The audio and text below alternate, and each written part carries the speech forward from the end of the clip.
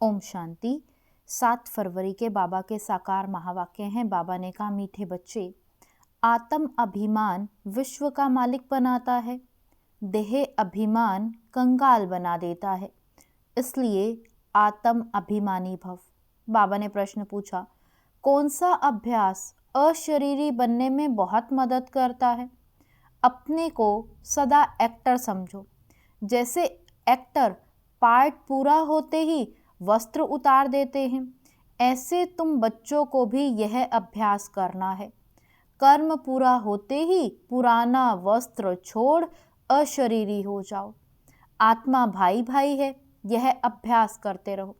यही पावन बनने का सहज साधन है। शरीर को देखने से क्रिमिनल ख्यालात चलते हैं, इसलिए अशरीरी भव। ओम शांति।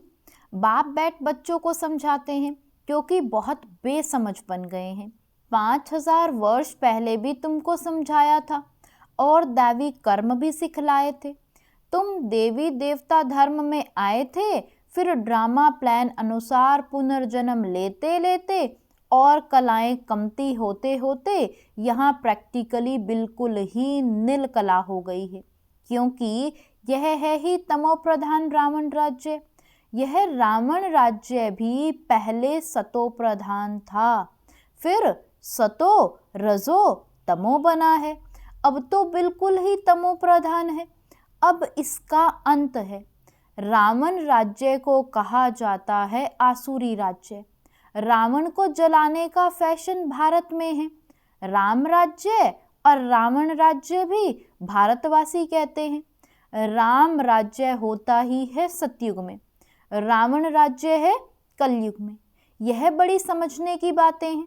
बाबा को वंडर लगता है, अच्छे अच्छे बच्चे पूरी रीति ना समझने के कारण अपनी तकदीर को लकीर लगा देते हैं। रावण के अवगुण चटक पड़ते हैं, दैवी गुणों का खुद भी वर्णन करते हैं। बाप ने समझाया है, तुम वो ही देवताएं थे, तुमने ही 84 जन्म भोगे हैं। तुमको फर्क बताया है, तुम क्यों तमो प्रधान बने हो। यह है रावण राज्य। रावण है सबसे बड़ा दुश्मन, जिसने ही भारत को इतना कंगाल तमो प्रधान बनाया है। राम राज्य में इतने आदमी नहीं होते, वहां तो एक धर्म होता है। यहाँ तो सब में भूतों की प्रवेशता है। क्रोध लोभ मोह का भूत है ना।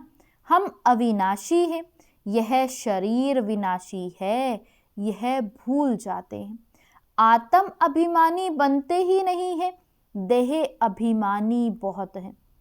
देह अभिमान और आत्म अभिमान में रात दिन का फर्क है। आत्म अभिमानी देवी देवता सारे विश्व के मालिक बन जाते हैं। देह अभिमान होने से कंगाल बन पड़ते हैं। भारत सोने की चिड़िया था, भल कहते भी हैं, परंतु समझते नहीं हैं। शिव बाबा आते हैं दैवी बुद्धि बनाने। बाप कहते हैं, मीठे मीठे बच्चों, तुमको विश्व का मालिक बनाता हूँ। यह लक्ष्मी नारायण विश्व के मालिक थे। कब सुना कि इन्हों को राजाई किसने दी? उन्होंने कौन सा ऐसा कर्म किया जो इतना उच्च पद पाया? कर्मों की बात है ना। मनुष्य आसुरी कर्म करते हैं तो वह कर्म विकर्म बन जाता है। सतयुग में कर्म अकर्म होते हैं, वहां कर्मों का खाता होता नहीं। बाप समझाते हैं, ना समझने के कारण बहुत विघन डालते हैं। कह देते हैं शिव शंकर एक है। अरे शिव निराकार अकेला दिखाते हैं, शंकर पार्वती दिखाते हैं। दोनों की एक्टिविटी बिल्कुल ही अलग है। मिनिस्टर और प्रेसिडेंट को एक कैसे कहेंगे?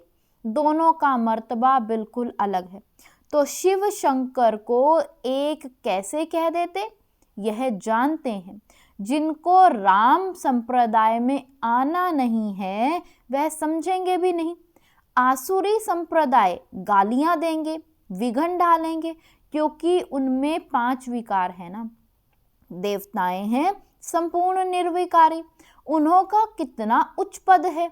अब तुम समझते हो हम कितने विकारी थे। विकार से पैदा होते हैं। सन्यासियों को भी विकार से पैदा होना है, फिर सन्यास करते हैं। सतयुग में यह बातें नहीं होती। सन्यासी सतयुग को समझते भी नहीं, कह देते हैं सतयुग है ही है। जैसे कहते हैं श्री कृष्ण हाजिरा हजूर है, राधे भी हाजिरा हजूर है। अनेक मतांतर, अनेक धर्म है। आधा कल्प दैवी मत चलती है। अब तुमको मिल रही है। तुम ही ब्रह्मा मुख वंशावली, फिर विष्णुवंशी और चंद्रवंशी बनते हो। वह दोनों डायनेस्टी और एक ब्राह्मण कुल कहेंगे, इनको डायनेस्टी नहीं कहेंगे। इनकी राजाई होती नहीं। यह भी तुम ही समझते हो। तुम्हारे में भी कोई कोई समझते हैं। कोई तो सुधरते ही नहीं। कोई ना कोई भूत है। लोभ का भूत, क्रोध का भूत है ना। सतयुग में कोई भूत नहीं। सतयुग में होते हैं देवताएं जो बहुत सुखी होते हैं। भूत ही दुख देते हैं। काम का भूत आदि मध्य अंत दुख देता है। इसमें बहुत मेहनत करनी है। मासी का घर नहीं है। बाप कहते रहते हैं भाई बहन समझो तो क्रिमिनल दृष्टि ना जाए। हर बात में हिम्मत चाहे। कोई कह देते हैं शादी नहीं करेंगे तो निकलो घर से बाहर, तो हिम्मत चाहिए ना। अपनी जांच भी की जाती है। तुम बच्चे बहुत पदम भाग्यशाली बन रहे हो। यह सब कुछ खत्म हो जाएगा। सब कुछ मिट्टी में मिल जाना है। कोई तो अच्छी हिम्मत रख चल पड़ते हैं, कोई तो हिम्मत रख फिर फेल हो जाते हैं। बाप हर बात में समझाते रहते हैं, परंतु नहीं करते तो समझा जाता है पूरा योग नहीं है। भारत का प्राचीन राजयोग तो मशहूर है। इस योग से ही तुम विश्व के मालिक बनते हो। पढ़ाई है सोर्स ऑफ इनकम। पढ़ाई से ही नंबर वार तुम उच्च पद पाते हो। भाई बहन के संबंध में भी बुद्धि चलायमान होती है। इसलिए बाप इससे भी उच्च ले जाते हैं कि अपने को आत्मा समझो, दूसरे को भी आत्मा भाई भाई समझो। हम सब भाई भाई हैं तो दूसरी दृष्टि जाएगी नहीं। शरीर को देखने से क्रिमिनल ख्यालात आते हैं। बाप कहते हैं बच्चे अशरीरी भव, देही अभिमानी भव। अपने को आत्मा समझो। आत्मा अविनाशी है। शरीर से पार्ट बजाया फिर शरीर से अलग हो जाना है। वह एक्टर्स पार्ट पूरा कर कपड़ा बदली कर देते हैं। तुमको भी अब पुराना कपड़ा उतार नया कपड़ा पहनना है। इस समय आत्मा भी तमो प्रधान तो शरीर भी तमो प्रधान है। तमो प्रधान आत्मा मुक्ति में जा नहीं सकती। पवित्र हो तब जाए। अपवित्र आत्मा वापस नहीं जा सकती। यह झूठ बोलते हैं कि फलाना ब्रह्म में लीन हुआ, एक भी जा नहीं सकते। वहां जैसे सिजरा बना हुआ है वैसे ही रहता है। यह तुम ब्राह्मण बच्चे जानते हो। गीता में ब्राह्मणों का नाम कुछ भी दिखाया नहीं है। यह तो समझते हैं प्रजापिता ब्रह्मा के तन में प्रवेश करता हूँ तो जरूर एडॉप्शन चाहिए। वह ब्राह्मण है विकारी, तुम हो निर्विकारी। निर्विकारी बनने में बहुत सितम सहन करने पड़ते हैं। यह नाम रूप देखने से बहुतों को विकल्प आते हैं। भाई बहन के संबंध में भी गिर पड़ते हैं। लिखते हैं बाबा हम गिर पड़े, काला मुंह कर लिया। बाप कहते हैं वाह, हमने कहा भाई बहन होकर के रहो, तुमने फिर भी ये खराब काम किया। उसकी फिर बड़ी कड़ी सजा मिल जाती है। वैसे कोई किसी को खराब करते हैं तो उनको जेल में डाला जाता है। भारत कितना पवित्र था जो मैंने स्थापन किया, उनका नाम ही है शिवालय। यह ज्ञान भी कोई में नहीं है। बाकी शास्त्र आदि जो हैं वह सब भक्ति मार्ग के कर्म कांड है। सतयुग में सब सदगति में है, वहाँ कोई पुरुषार्थ नहीं करते। यहाँ सब गति सदगति के लिए पुरुषार्थ करते हैं, क्योंकि दुर्गति में है। गंगा स्नान करने जाते हैं तो गंगा का पानी सदगति देगा क्या, वह पावन बनाएगा क्या, कुछ भी जानते नहीं। तुम्हारे में भी नंबरवार है, कोई तो खुद नहीं समझते तो दूसरों को क्या समझाएंगे। इसलिए बाबा भेजता नहीं। गाते रहते हैं, बाबा आप आएंगे तो आपकी श्रीमत पर चलकर देवता बनेंगे। देवताएं रहते हैं सतयुग और त्रेता में। यहाँ तो सबसे जास्ती काम विकार में फंसे हुए हैं। काम विकार बिगड़ रह नहीं सकते। यह विकार है जैसे माई बाप का वर्षा। यहाँ तुमको मिलता है राम का वर्षा, पवित्रता का वर्षा मिलता है। वहाँ विकार की तो बात ही नहीं होती। भक्त लोग कहते हैं श्री कृष्ण भगवान है, तुम उनको 84 जन्मों में दिखाते हो। अरे भगवान तो निराकार है, उनका नाम शिव है।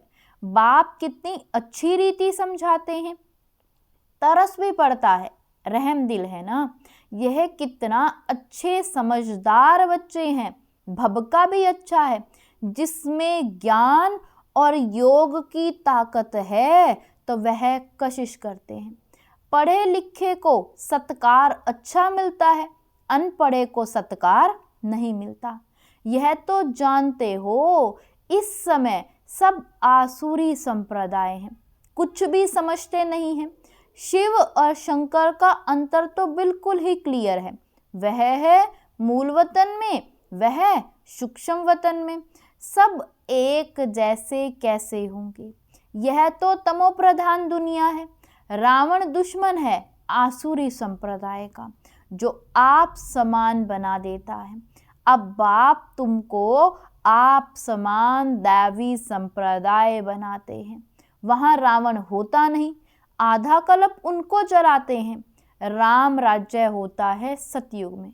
गांधी जी राम राज्य चाहते थे, लेकिन वह राम राज्य कैसे स्थापन कर सकते। वह कोई आत्म अभिमानी बनने की शिक्षा नहीं देते थे। बाप ही संगम पर कहते हैं आत्म अभिमानी बनो, यह है उत्तम बनने का युग। बाप कितना प्यार से समझाते रहते हैं। घड़ी घड़ी कितना प्यार से बाप को याद करना है। बाबा आपकी तो कमाल है, हम कितने पत्थर बुद्धि थे, आप हमको कितना उच्च बनाते हो। आपकी मत बिगर हम और किसी की मत पर नहीं चलेंगे। पिछाड़ी को सब कहेंगे, बरोबर ब्रह्मा कुमार कुमारियां तो दैवी मत पर चल रहे हैं। कितनी अच्छी अच्छी बातें सुनाते हैं। आदि मध्य अंत का परिचय देते हैं, करेक्टर सुधारते हैं। अच्छा, मीठे मीठे सिक्की लदे बच्चों प्रति माता पिता बाप दादा का याद प्यार और गुड मॉर्निंग। रूहानी बाप की रूहानी बच्चों को नमस्ते। धारणा के लिए मुख्य सार है, फर्स्ट पॉइंट है, दृष्टि को शुद्ध पवित्र बनाने के लिए किसी के भी नाम रूप को ना देख अशरीरी बनने का अभ्यास करना है। स्वयं को आत्मा समझ आत्मा भाई से बात करनी है। सेकंड पॉइंट, सर्व का सत्कार प्राप्त करने के लिए ज्ञान योग की ताकत धारण करनी है।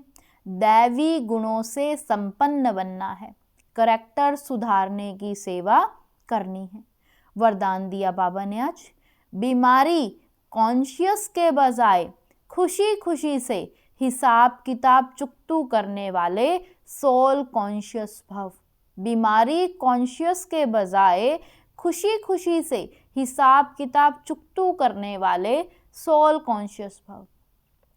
तन तो सबके पुराने हैं ही, हर एक को कोई ना कोई छोटी बड़ी बीमारी है, लेकिन तन का प्रभाव अगर मन पर आ गया तो डबल बीमारी हो, बीमारी कॉन्शियस हो जाएंगे।